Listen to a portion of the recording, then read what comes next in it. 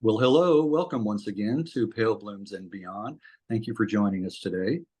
Don Poncher is an American drummer who began as a teen honing his chops in country bands, even playing with Tex Williams at the early age of 16.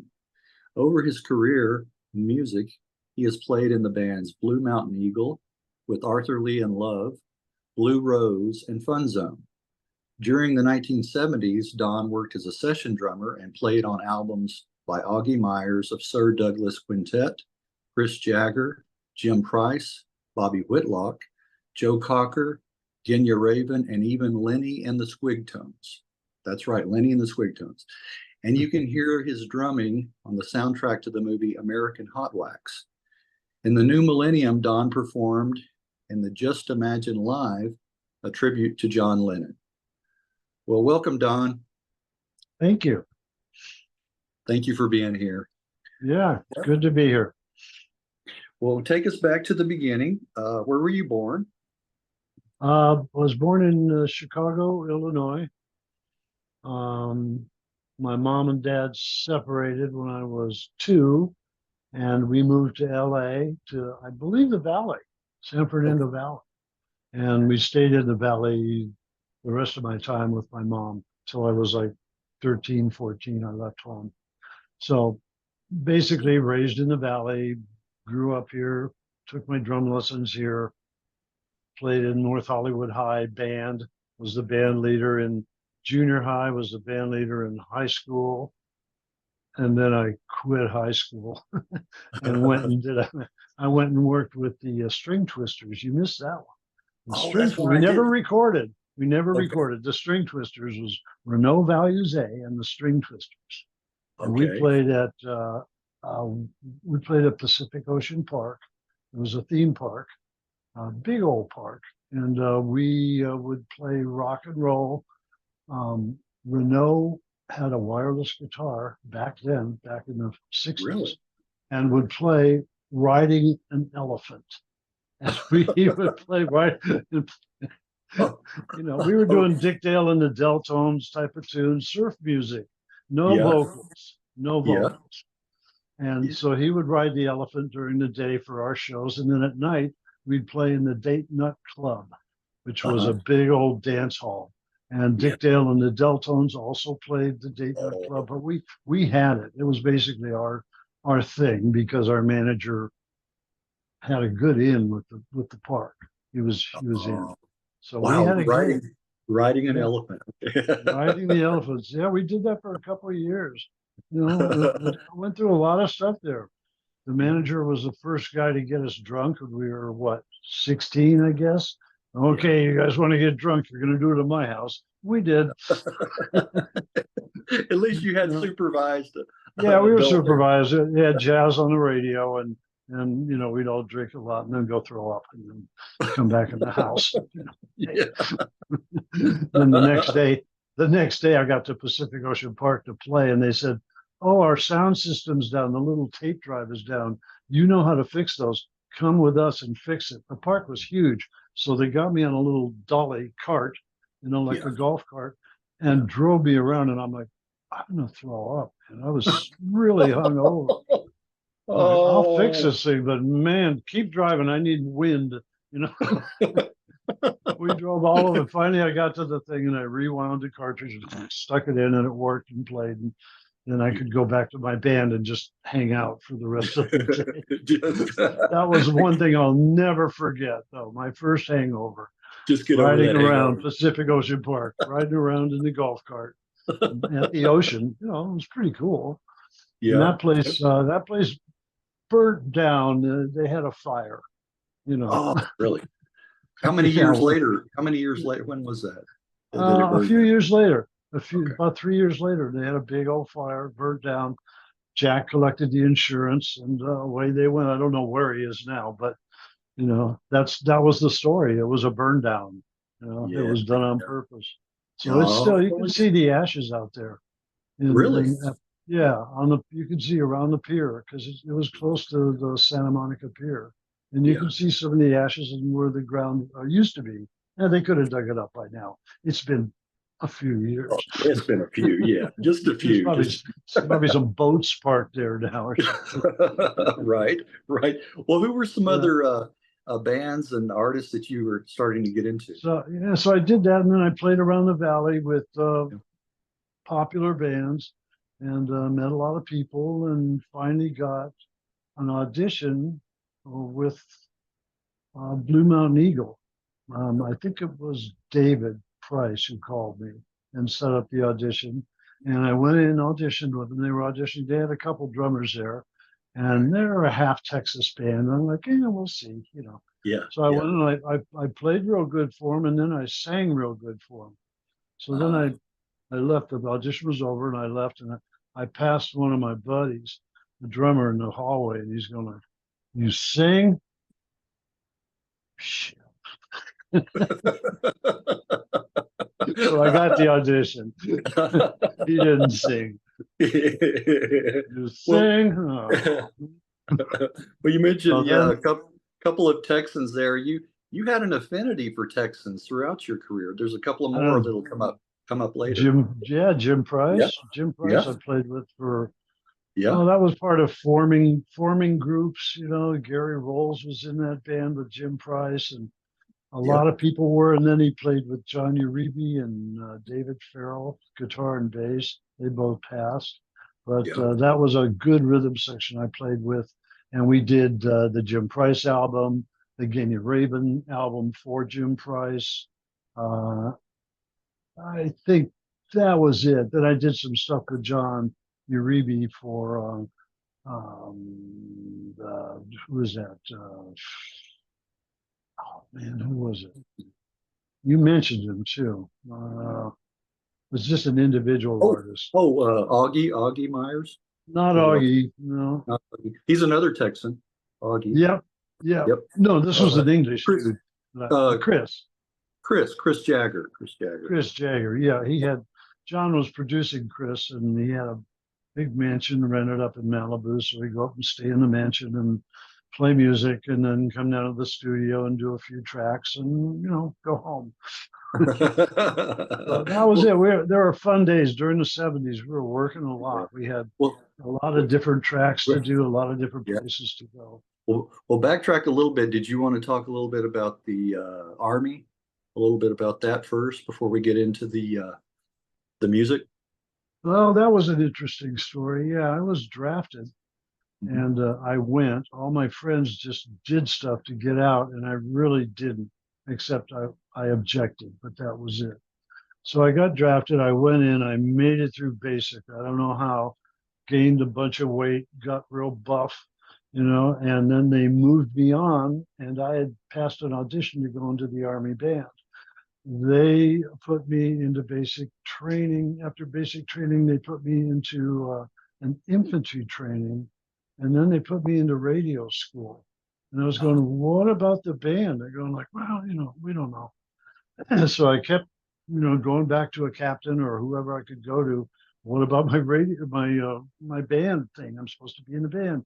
Yeah. Meanwhile, I was playing on the bass. I met up with a piano player, and we played a duet. We played the NCO club and the officers club, and had a good thing going. It looked like that would be great. I do the band and everything. They went, no, you're going to be radio school. So I said, radio school, yeah.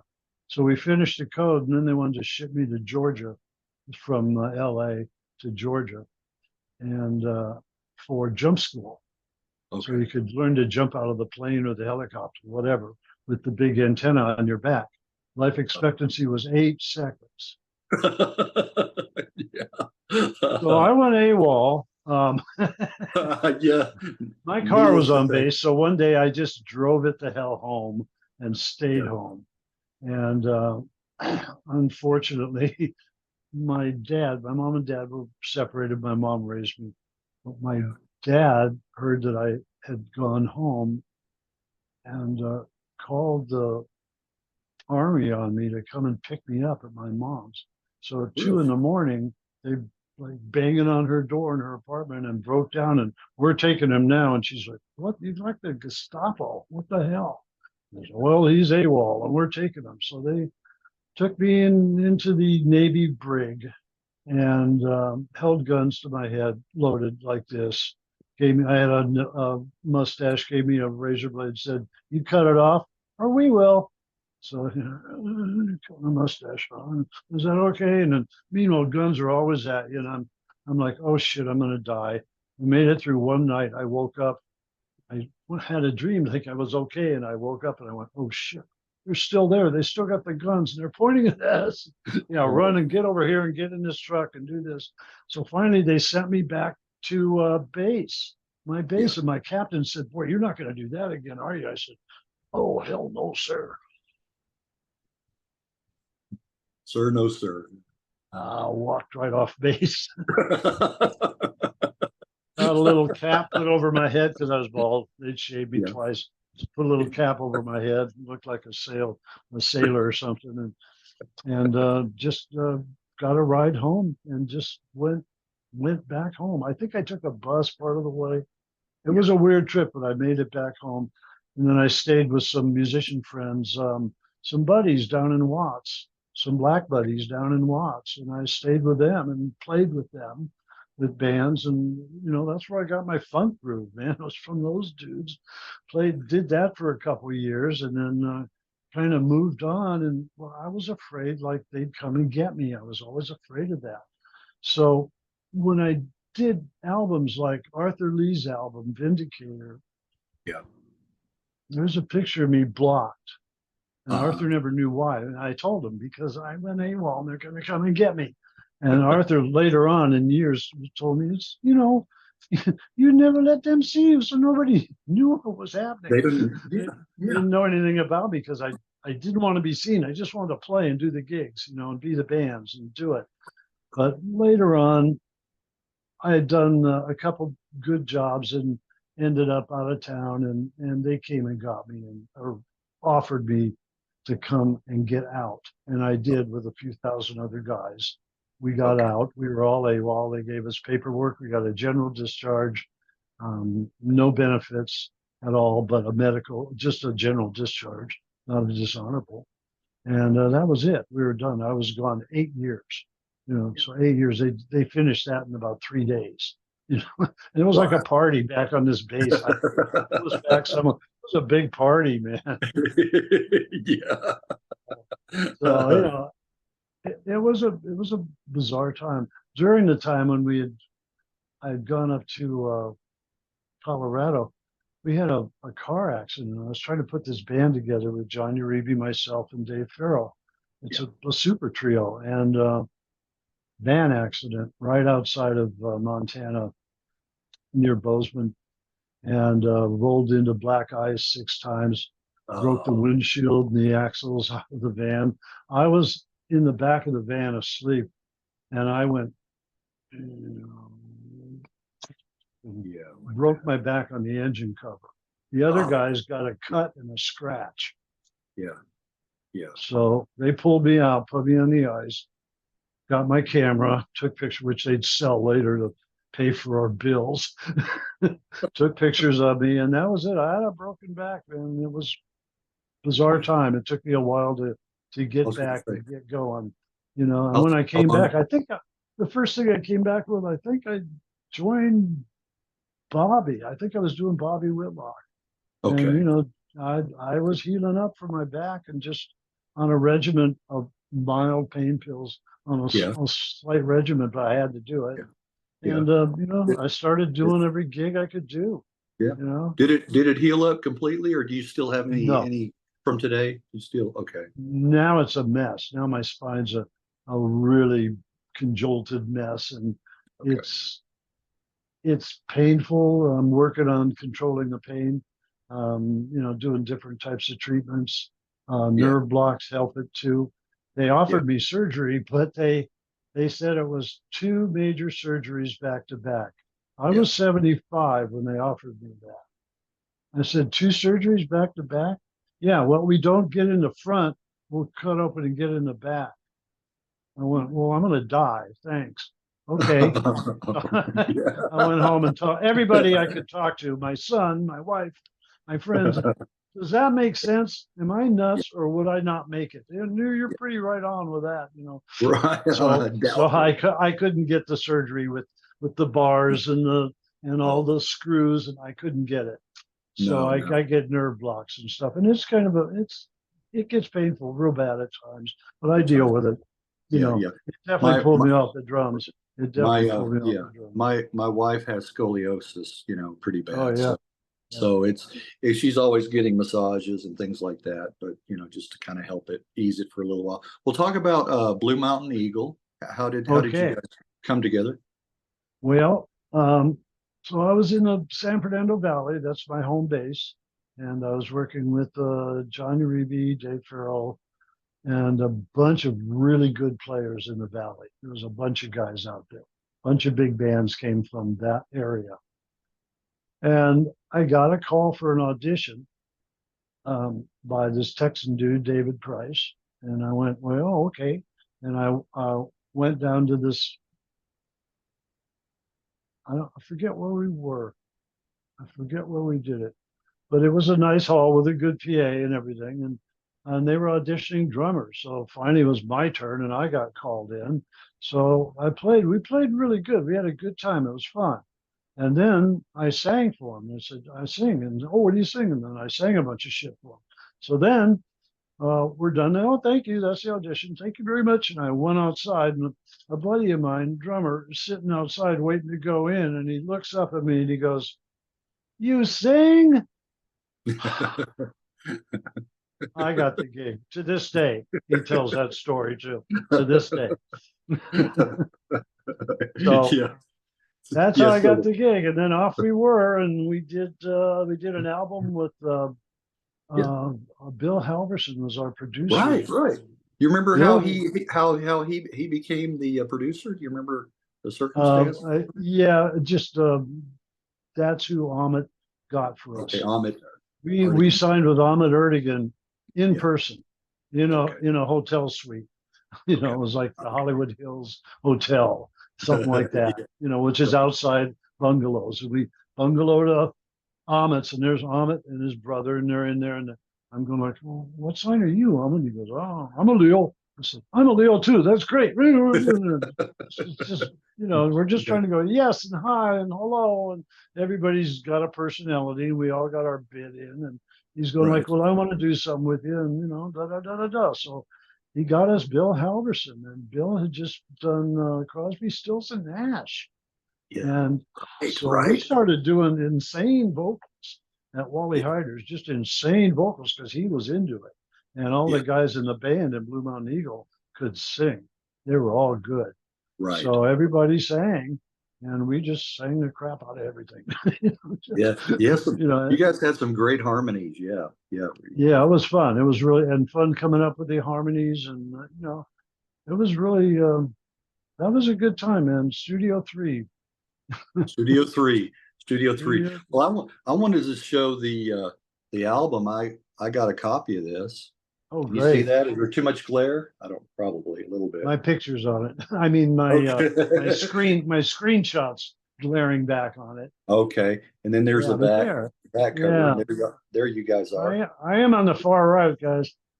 Yeah. Okay. There he is. There he is with all that hair. With all that Yeah, hair. yeah. um, yeah. Do you remember the recording sessions for this album? Do you remember any of those? Yeah. I know the one tune I did. Yeah. I think it was the second one that I sang. We were having a problem getting a good feel on it, really.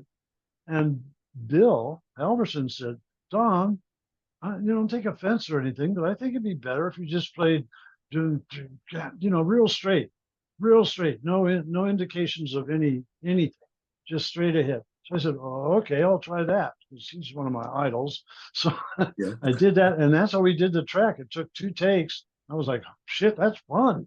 That's Yeah. fun. Thanks, man. And the guys were, yeah, okay. And then I could sing the tune, and Yep.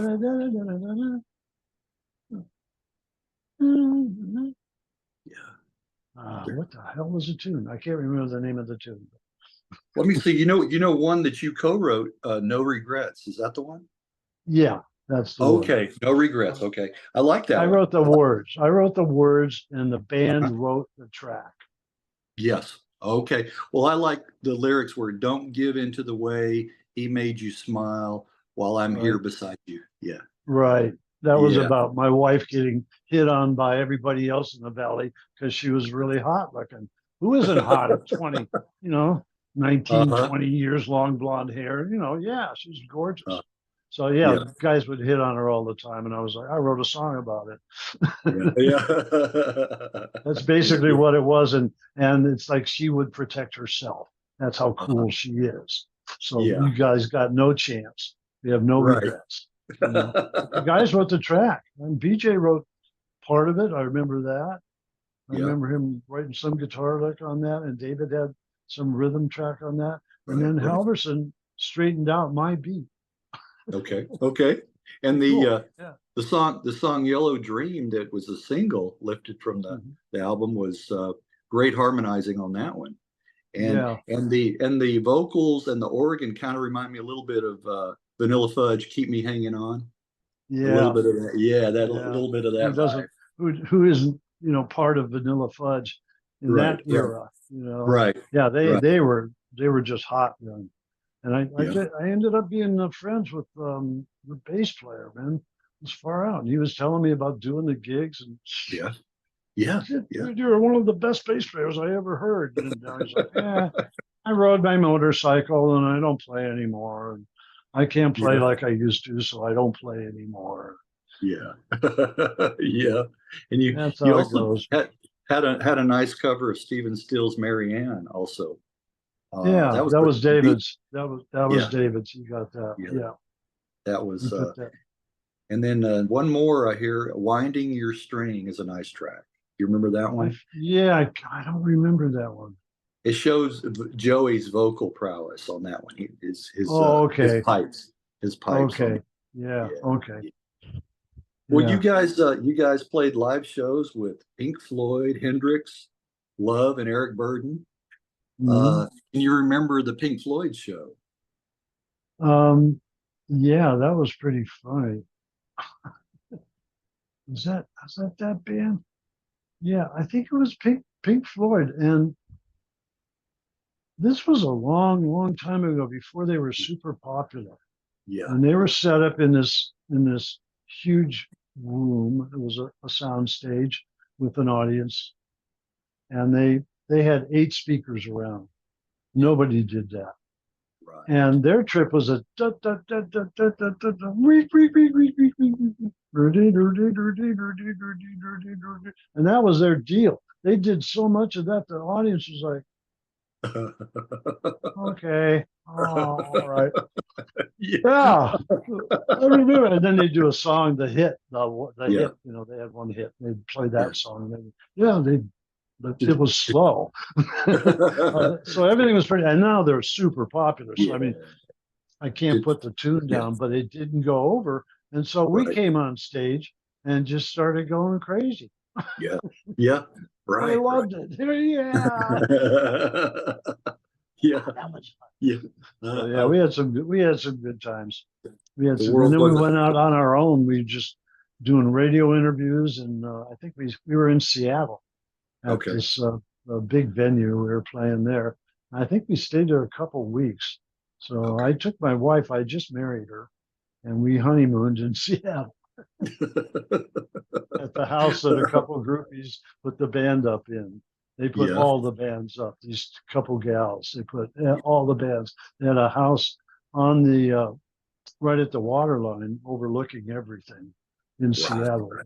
3-story house, and you take the second story, you'll be fine.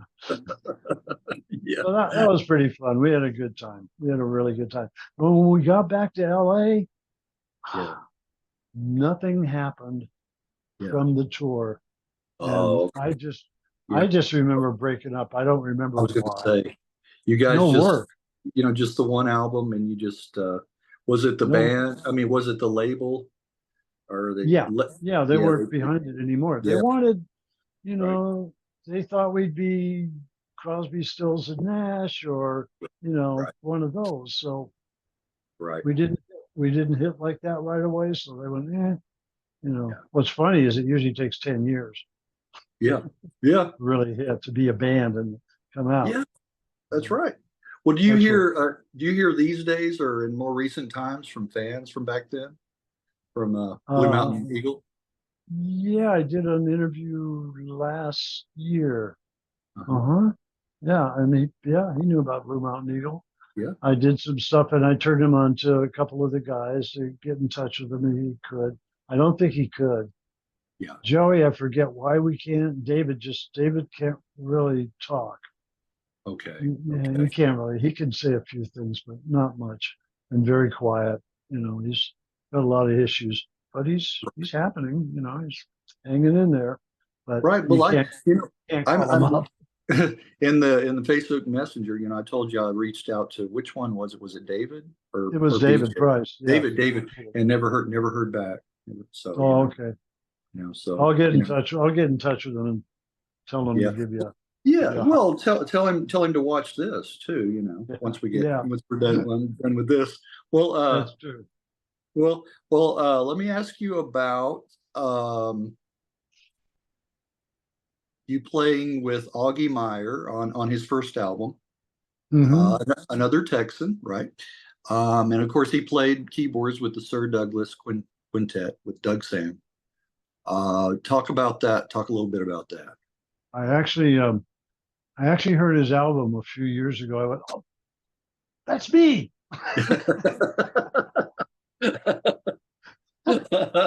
Blast from the past. Yeah. Yeah, so I did a lot of tracks on the album. I forgot, but I did a lot of tracks. He's a really fun dude.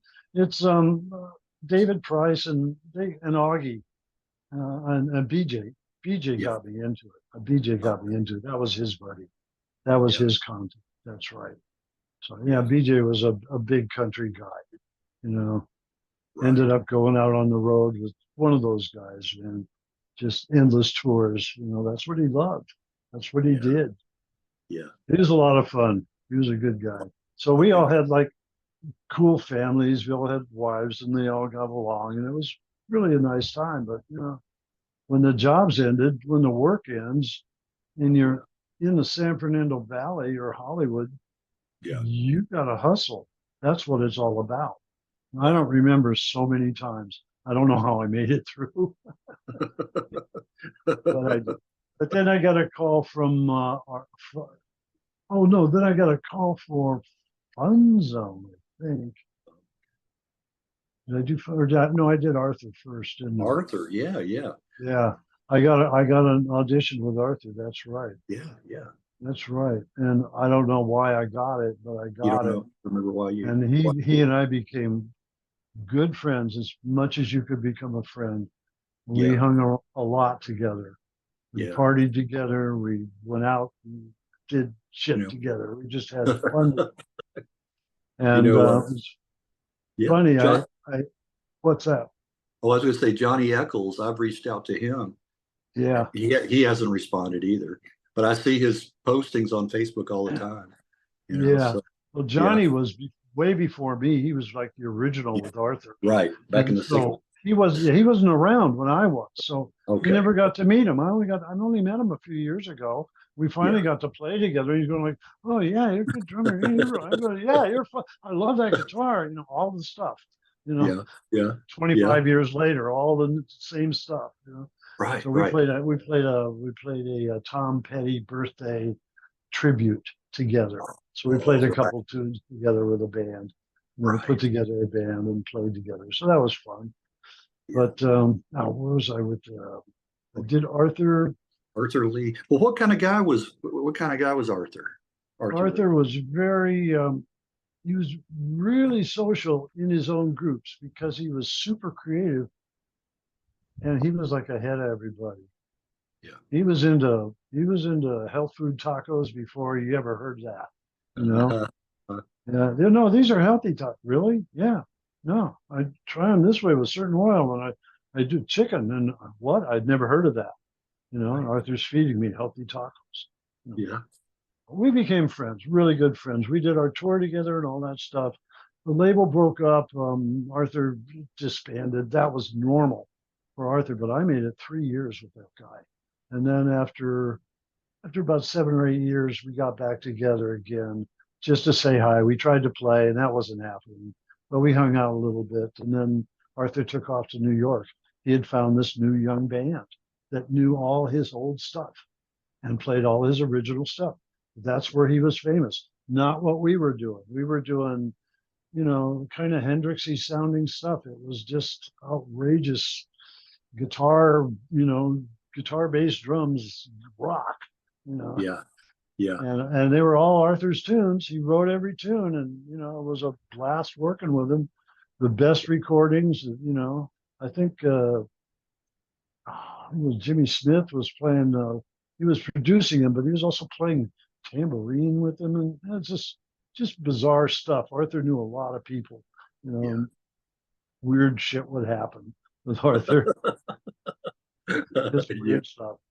But if we got the one album done, it was good. It was really good. And then, well, I think, did we go out? Yeah, we went out to play it. And after that tour, it fell apart. That group fell apart. But it was fun playing with them. There's a few recordings out there of us playing that are pretty outrageous.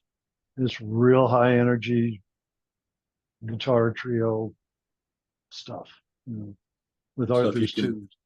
you No, can he- see on, you can Yeah. pull up on YouTube. Some of those you can see on YouTube. Yeah. Yeah, there's somewhere. He's just amazing. Yeah. Arthur Yeah. was just incredible. But Yeah. he had all these original album from his original album that he did. Right. Right. And that's what he ended up going out on. He'd just sing the tunes, and these kids would play all the tunes and jump all over the stage. He was happy. Yeah. Well, he was Yeah. very influential. Very. Oh, yeah. Love Arthur Lee. Oh, You yeah. know, Well, you just talked about, generations later, being into him. So it shows how influential he was. Yep. Mentioned, we talked about Bobby Whitlock, known for his work, working with Eric Clapton and Derek and the Dominoes. Mhm. You played on Raw Velvet, right? From 72? Right. Okay. I believe it was Jim Price who hooked us all up. And then we ended up, Bobby ended up staying out at a beach house we had. And he ended up staying out there, and we started playing together. And then with a production company called Gold Dust Productions. And we had a few artists in the can, and they were looking at Bobby. And then Bobby had his label, and he called me to join his band and go out on the road with him. And I went, hell yeah. So it was like all the best players, just incredible players, just amazing.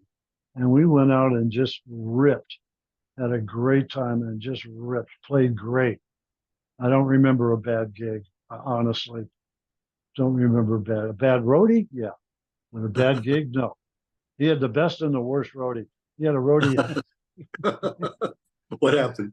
He had a roadie. It was my wife's first boyfriend, who he kind of walked out on her, and then she was done with him. But he was always like, "You better take good care of her." And I'm like, "I'm a rock star, you leave me alone." And I brought her on the gig and shit. So there was tension going on. I got rid of him. I did get rid of him. Yeah. Yeah. He was also a snitch too. Worked for some famous people, but he was a snitch. He went to jail for drugs. He got out in 2 months. Hello. Yeah. Wow. Yeah. Yeah. What happened there, huh? Yeah, I don't know who you talk to, but yeah. He got a shortened sentence, didn't he? Yeah. So did Yeah. Whitlock, and then Whitlock Yeah. was that kind of ended. Everybody went their own ways with that. I was hoping to do more, but just kind of went over. And I believe that's when I got a call for Funzone Okay. to go see there was a really good band all put together with a couple horn players I knew, Jock Ellis and Gary Barone.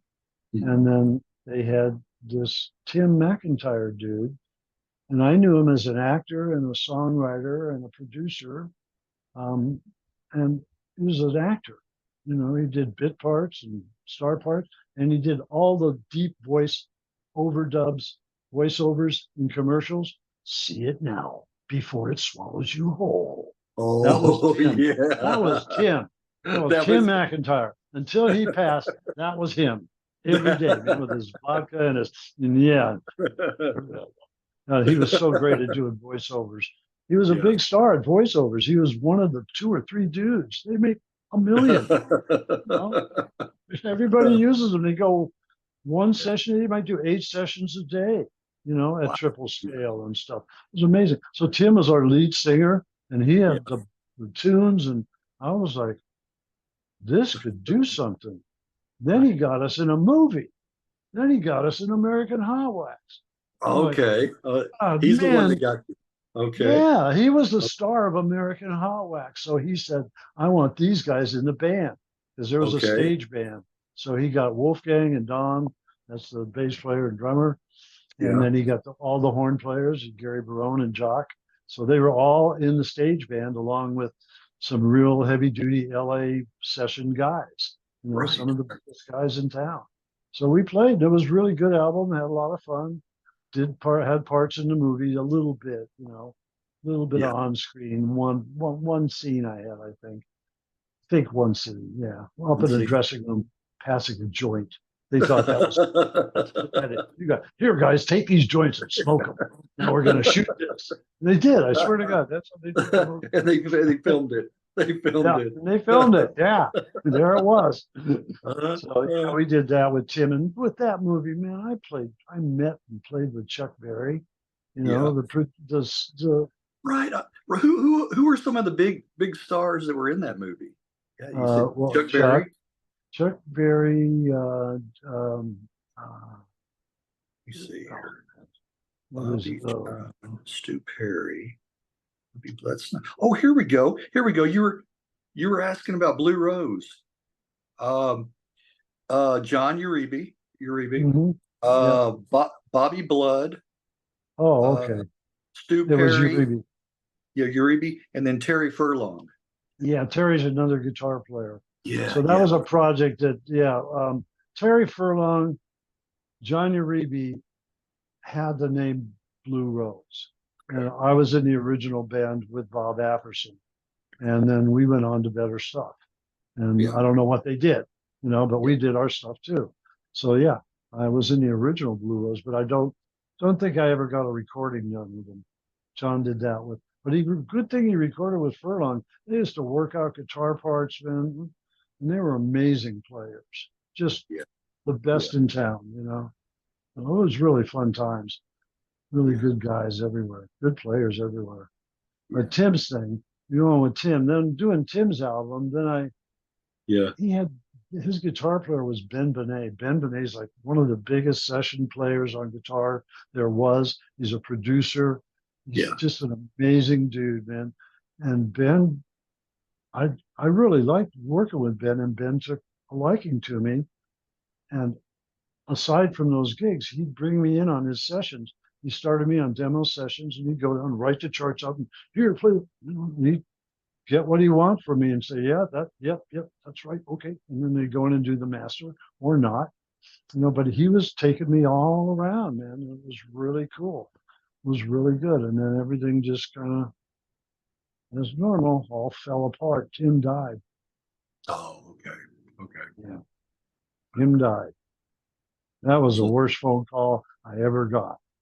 really. How old was he at that time? Do you remember? 35? Oh, he was young. Yeah, Yeah, yeah. yeah, heart attack. Oh, wow, wow. Self-induced almost. Okay, yeah, yeah. I get your drift. Yeah, he had a couple. He had a couple Uh, heart attacks, and he just okay. wouldn't stop. Wouldn't Yeah, stop drinking. He wouldn't straighten out. You know, yeah, yeah, he died. yeah. Well, Jim Price, speaking of him, another Texan, Mm, not a well-known, not a household name, but some of the guys that he played with, some of the bands like George Harrison, Rolling Stones, and Eric Clapton, you know, yeah, it's like, he was the first horn player to play yeah, with the Stones. right, So, right, and he was the first trumpet player to play with the Right. Stones. So Yeah. that section, him and Bobby Keys, Yeah. Bobby got real Keys. famous. And then, Jim was doing his album. I remember doing his album at Village Recorders, and he pulled in a bunch of session guys, Yeah. horn players, trumpet players too, the best guys in town, to play his charts for his tune, Yeah. and as him as producer. And the guys, he's going like, no, they played through it. He went, no, a little more push out of it.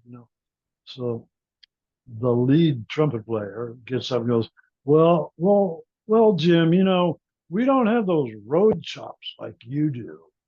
And boy, Jim was like, well, he got Texas mad. He got Texas. Texas He man. finished the session, but he was mad. He Uh, didn't like that shit. You can play those parts. They're not hard. They're not hard parts. I'm not pushing anything to play those. yeah. He was so pissed. That's He a funny. was. That was funny. The best cats in the business were around there, man.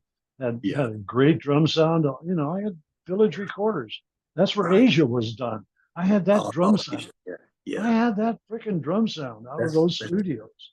Wow. Or Asia. Well, Asia was done kind of around the time I remember seeing their setups in one of the studios going, who's that? Steely Dan. Oh, that's weird to be a Okay. piano, Uh-huh. bass amp, guitar amp, and drum set.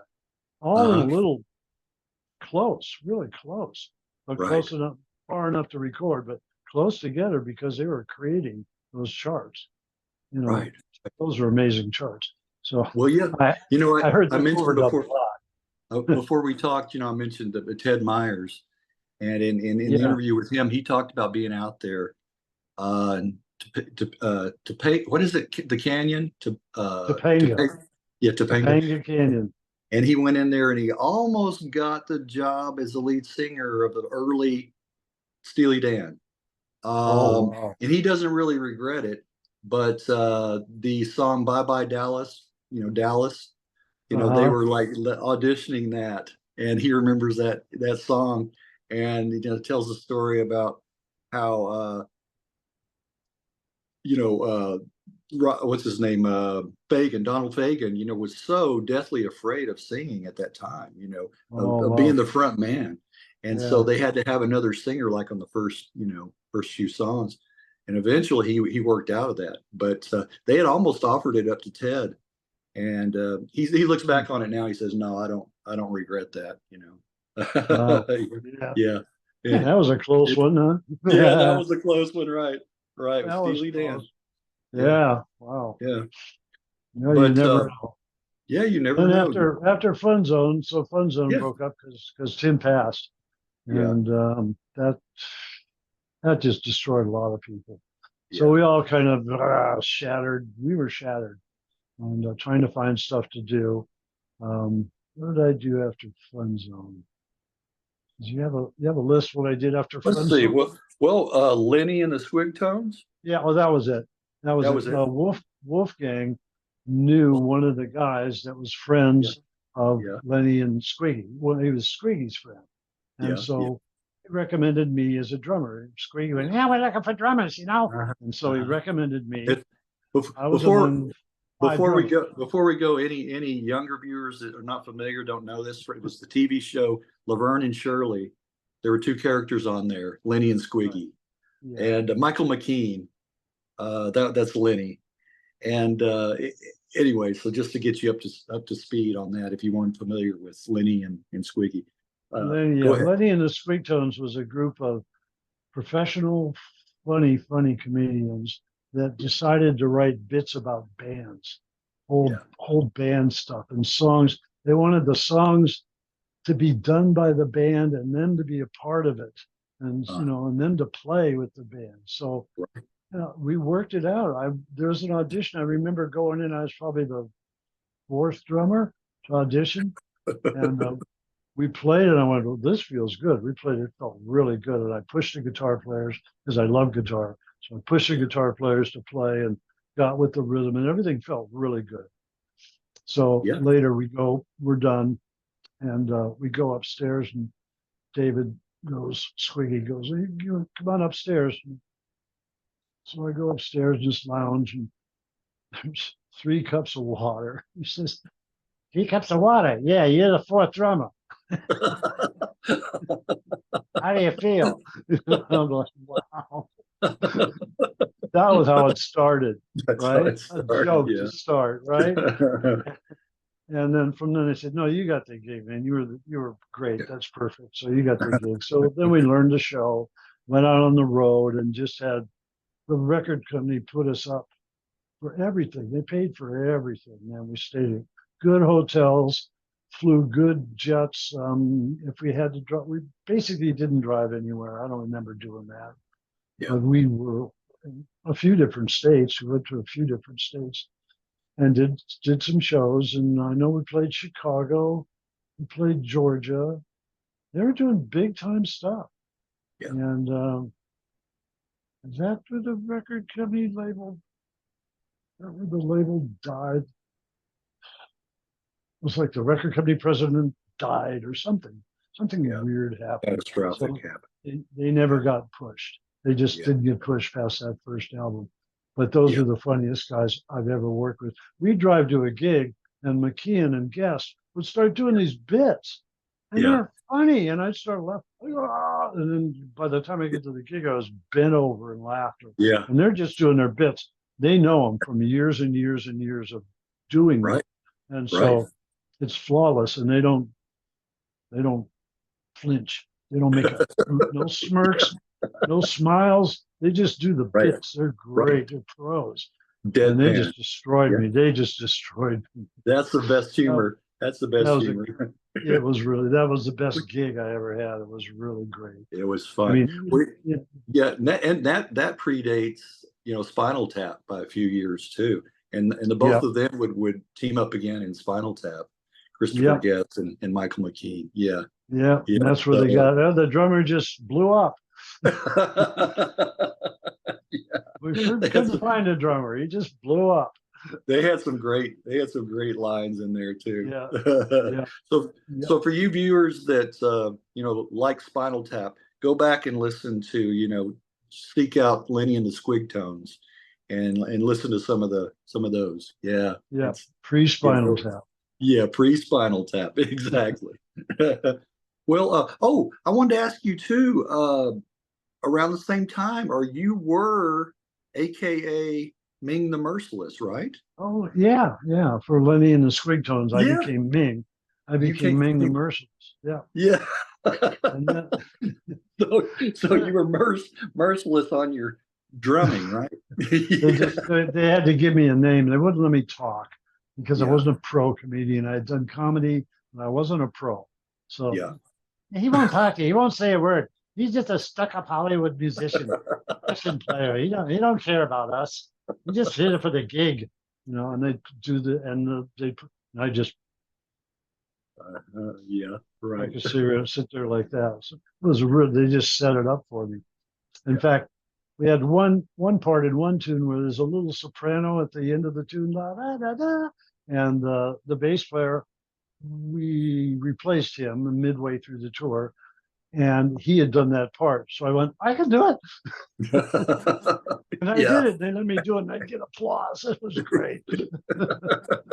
Working with big stars is great. You can do anything, man. Oh yeah, you're great. But I played good for them. I kept them really together. It was a very organized band, very organized gigs, and the best venues. All the best. Yeah. All the best. Yeah. Have you been in touch with any of those guys in recent years? No, I know Michael talked to my friend Harry Garfield, who he was the president of music for Universal. And so he said Michael was up there talking to me. They had done some movie that he was in, and he said something about me. He said mentioned Don Poncher and Michael. Oh, Don, yeah, and then. So that was it. I haven't talked to any one of them. I talked to David's wife after he passed. Yeah. She came to see the John Lennon story, and she thought that was great. So I actually got to see her. She came to a couple of shows a couple times, and I got to hang with her, she was a friend. She was on the road with us. She was our photographer, you know. So it was like really kind of personal. It was like, wow, and Yeah. then David got really, really sick. He was in a wheelchair for years and years, and finally took him. Yeah. And she said, well, I think it was during COVID too. Okay. During Yeah. COVID, he might have been Right. partially COVID. I forget. Yeah. Yeah. A lot of people that were already sick going into that, yeah, it just kind of took them Ah, out. Yeah. yeah. Yeah. I Yeah. lost some good friends. Yeah. Well, Oh well. what about in recent years? Any more session work? No, not really. I did a lot of rehearsals when I was with the Just Imagine band. The guitar player, Don Butler, and I really hit it off. Yeah, talk And about that. Talk about Just so, Imagine. Yeah. so Just Imagine it was a John Lennon story. And when I first saw it, or they first hired me, I didn't know all of Ringo's parts. I really didn't. And Tim would go like, no, that's not Yeah. right. You got to listen Yeah. to the record. And so I said, okay, we'll do that. So we finally, he would get there with me and we'd backtrack something and listen to it, figure out how it was played, backtrack it again, figure out how it was played. And I'd play it for the gig and it was like everything was good. So Right. all of Ringo's parts I did right. And a couple of them are very difficult. They're Yeah. not easy. He was Right. not a slouch. He was a No, great drummer. He was no. great. And he was There were left-handed. I'm exact. left-handed. There's a I'm lot of. left-handed. There's been over the years. There's been a lot of criticism thrown at Ringo, but No, he was great. he was a good drummer. Yeah, and he Yeah, was perfect. He was perfect for the Beatles. Perfect. yeah, Yeah. Yeah. yeah. He just Yeah. came up with the right stuff. And he Yeah. had enough background where he could come up, but he had good chops too.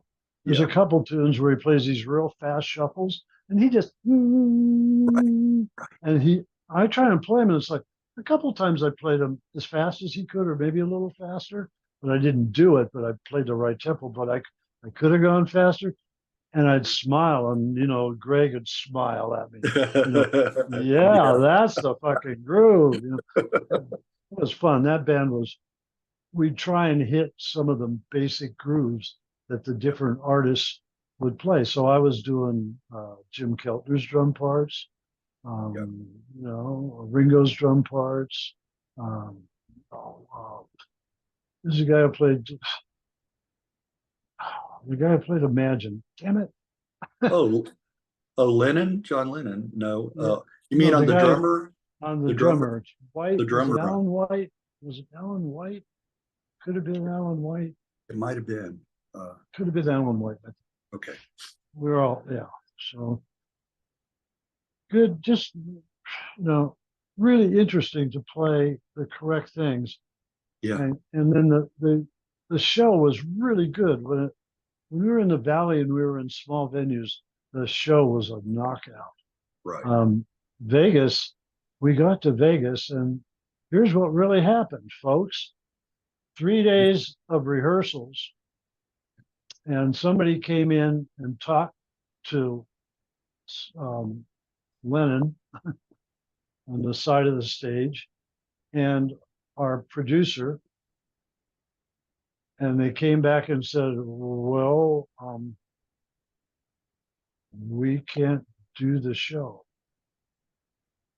So Sony Records was afraid we were going to outdo them and outdraw them because they had acts in Vegas. So they put their gang of lawyers against us so that we could not use John Lennon's words or a likeness of John Lennon acting as Lennon and being him. We couldn't do it. They made that illegal. I And stopped. so Tim had to go up and say, yeah, I used to have a mom. You had a mom, didn't you? And then we played Mother. That's Right. not how the intro goes. It's heart wrenching when he Right. does the real intro. And then he just rattle on junk. And then we play the next tune in the show. So we were destroyed doing Vegas. Destroyed. Number one, we were underpaid. We were not paid for the last 2 weeks. We were screwed over. Vegas is a hard town, man. And Yeah. we got screwed. They put Yeah. a thumb in us right away. Yeah. Nothing. They brought the guys who brought us, the producers who brought us over, they're like, you know, Right. didn't know what to. They brought us. They didn't know what the heck they were doing. They didn't clear it. So Yeah. once they heard we were there doing a John Lennon show with the likeness of Lennon, who really pulled it off, they went, Yeah. "Oh, we can't have that. That's going to Right. outdraw us. That's Yeah. going to outdraw us. We're going to lose our audience." Yeah, they're screwed. That's Sony. what they were. Sony. That's, That's that's Sony. what that's what they were Yeah. afraid of. Yeah. Yeah. Yeah. Yeah. So it was better for you just guys to stay in the small auditoriums, play there. Yeah, we should have stayed in town. Yeah. Just work venues around town. We would have been fine. Yeah. You know, half Well, the how PA long? was ours. You know, Right. we'd bring in all our own sound stuff, all our Yeah. own video stuff Right. to all the venues and pull it off. Yeah. You know, Yeah. Tim and his brother Greg were really good at this. Yeah. So And you guys had, went down well with the audience. You guys, it was fun. It was a good real- show. good Yeah, it was response. Yeah. Except in Vegas because it wasn't the show, Yeah. but it sounded good.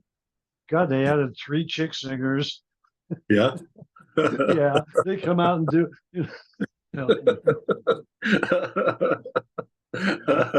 Oh man! And I remember when one of the dancers was auditioning, and one of the producers said, "Oh, okay, Don, play something funky." I said, Yeah. Ringo's parts are not funky. I'll play a Ringo part so she can see if she can dance to it." But it wasn't funk. Yeah. You know, I didn't play funk, and I got in their face, so they didn't like me right away. Yeah. You know, they gave me crap. They gave me crap. They threatened to fire me and shit. My band, my own band, threatened to fire me. That was just it's a big piece of work. But after that, Butler and I became friends again. So we used to record and play and jam with our. We had a friend, Stormy Rice, who we played with 20 years in the Valley, around the Valley, who never became famous, but was a good blues artist and country blues artist and singer and writer, and had a couple of records out. So we ended up doing that, and then by the end of that, I basically couldn't play. I had some issues that happened and couldn't play. I had a van accident 20 years earlier and broken my back, and it was really getting painful. Really getting painful. I couldn't take care. I couldn't heal it up. It just wasn't healable. It wasn't fixable. So, I had to start dealing with that. So I stopped playing for quite a few years. I'm kind of starting back up. I'm feeling a little better now. I'm in a new regimen of things, and that might help. You never know. I'd still like to play with some people. Yeah. Yeah. A couple albums, do a couple records at least. Yeah, for sure. Well, I'm set up. I could record and play. I was going to say, yeah, talk a little. Yeah, you got a little studio. Yeah, right there. Yeah. So yeah, I can do stuff here, and just to get me going again, because basically I couldn't sit on a drum throne. That's what happened. It got really painful to sit on a throne. So I could do it again, but it took a long time. Right. Yeah, but things just happen. I've got an injury, and it was a broken back, and it mended in its own way, and it kind of changed. I remember when I was with Just Imagine, we were doing a plane flight. It might have been to Iceland, and I just got a pain in my back like I'd never had, and major chills for 2.5, 3 hours. I was just in the seat. Then it turns out I got a fused disc. I fused a disc. That's what was happening. So stuff was still happening. Now they say I'm sustainable. Yeah. Okay. Okay. Yeah, something like that. So we'll see. Well, yeah. Don't push it. Yeah, don't push it. Maybe go at your own leisure. Yeah. Try. I could do it if I could do a tune or two. But I love congas too. I love congas. My son's a professional conga player, but I really love playing those. So I could do that with people too. Have you ever played tablas, the Indian? Yeah. Indian drum? Yeah.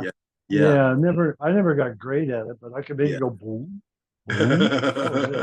I couldn't get the bing, ding, Yeah. you know, Right. that's a very cool drum. Those drummers are Yeah, it is. amazing, man. It is. I love the sound you get from Yeah, those. Yeah.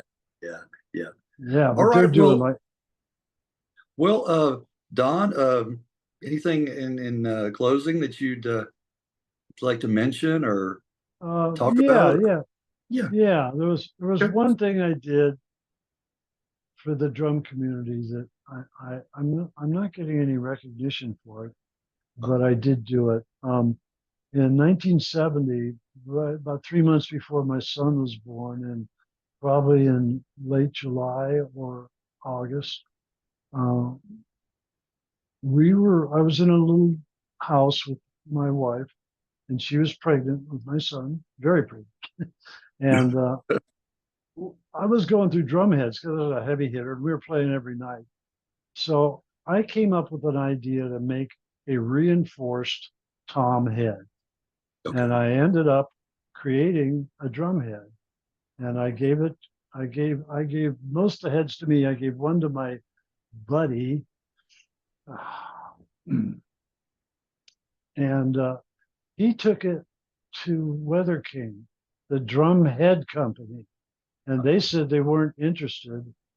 And then I went to my family. I called for the family lawyers to file a what do you call it? So you own it, patent. Yeah, And they Pat. said they came back to me and said the patent's already been taken for a couple months. What? They Wow. stole my idea. They stole my head. They stole it. It's the black tom head, the Uh, black drum head, the black dot. I yeah. created it. Yeah. There. That's what I did. And everybody I know that's a great drummer has played them and enjoyed it. And Yeah. I'm glad I did that. I created them because we were really broken. I wanted them to last longer, but they ended up having a sound, and I tuned the sound, and I created a size, where to put them, how to put them, the thickness, the tube thickness, and they copied it. They just made the disc black. I was Oh, using their white drum heads, white. an Okay. old drum head, cutting them out. Yeah. I know how big the circles are. Does Yeah. anybody else? No, Right. I do. Right. Right. So anyway, yeah, but I got ripped off major. That's millions and millions of Yeah. dollars. Yeah. So that put up just I learned a big lesson then, and I'm still learning it. And I'm still like, damn, Yeah. Right. why didn't I just go to the lawyers and patent it? Yeah. I know. My I know. dad patented shit. My uncles patented shit. They were creators and inventors.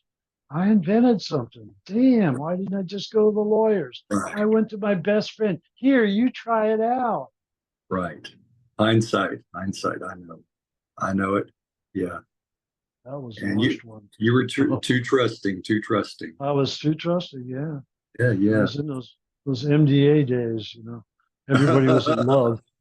Well, I'm glad you found more of your trust lately, or Yeah. you wouldn't do this if you didn't have some Yeah. trust, No, found a great wife 21 Yeah. years ago, married a nurse practitioner, and she's really she has a straight way of life. It's like, oh shit, Yeah. that's cool. That works too. Wow, okay.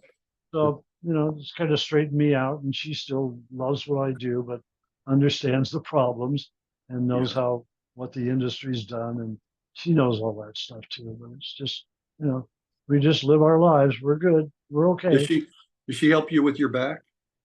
No, no, Okay. she got me doctors, Okay. and she got me to the surgeon that told me, oh, we can first we go Okay. into the front, and when Yeah, we and don't then get in back. the front, a few weeks later, after you can breathe again, we're going to cut open the back and go into the back. How do you like that, huh? East Indian guy with a big turban, and it Uh-huh. was, how do Yeah. you know? You don't get to the front, we'll get to the back. You don't, yes, but first we have to see if you have too much curvature in your spine. So Yes. I'm going to set you up for a special x-ray. You do the x-ray and then we'll see. Never did the x-ray. Never went for the x-ray. I said, no, you're not cutting me twice. No. We are No. And that's if you we are don't make a mistake. yes, yes. We are here to screw you. Yeah. Yeah. We don't want you to worry. And he's the head guy at Kaiser out Uh, here. Oh yeah, he's yeah. the head surgeon. He's the master. So I've talked to other people at Kaiser because I go there for treatments Yeah. all the Yeah. time, and they say, "Oh yeah, he's the head guy." Yeah, he told me. He told me, all right. Yeah, He that told scared me you. right there. Yeah, Scared me. that would have me too. That would anybody, I think. Oh, Yeah, I didn't think I'd make it out of it. So, yeah, being in bed for a year, that was okay.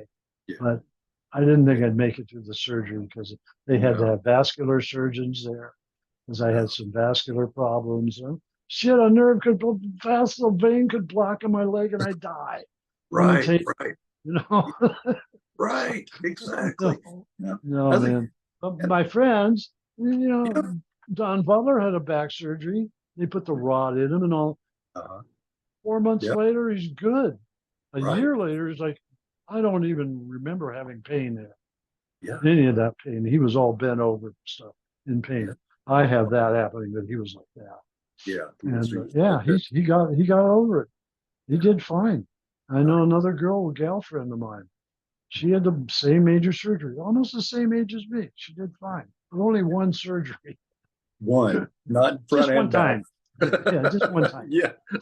Yeah. Let's go in one. Why don't you do it all at once? Knock it out one time. Yeah. Right. I'll stand up and we go Yeah. both sides. There you go. You don't even have to put me out. Yeah, just do it.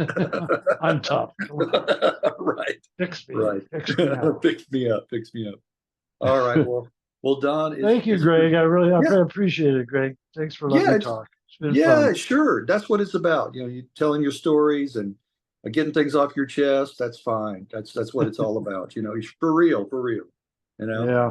I enjoy hearing the stories and anecdotes and everything. So, and I know the viewers do too. So, Good. I will. I will send you a copy of this once I get little. Shouldn't be much editing to do, and then you can post it, and then let everybody know. Let all your friends know, and everybody, okay. and we'll see what kind of traction, what kind of responses we get. It's always fun That'd to be get interesting. Yeah. yeah, yeah, yeah. You'll find fans crawling out of the woodwork. You watch out. Yeah. Yeah, I've got every now and then I get a letter like I'm a fan of yours and please sign this picture and mail it back. Right. Right. Okay. Yeah. One guy, Exactly.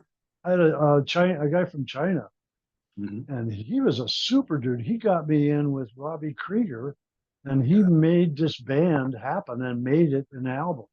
It became an album off of tape that Wow. was made at a gig that Yeah. I did with Robbie in this band. And yeah, he got them to actually he got the record company to produce it and make it an album and put it out Wow. and give me credit. Gave you A credit. fan did that. A fan did. Yeah. I was There you wow, thank you, man. Because I wouldn't have done it. Right. Well, I, there you I go. you know, Yeah. Well, there you go, man. I mean, if I happen to run across any of your recordings and from the past, and maybe you're kind of went under the bridge, or yeah. yeah, Let me know. I'll let you know. Yeah, yeah. It's All right, man. yeah. All right. Well, it's been enjoyable, Don. I Very appreciate you good. doing this. All right, And man. all right, you have a good rest of the evening and have a good week too. All right. Thanks, Peace buddy. out. Bye bye.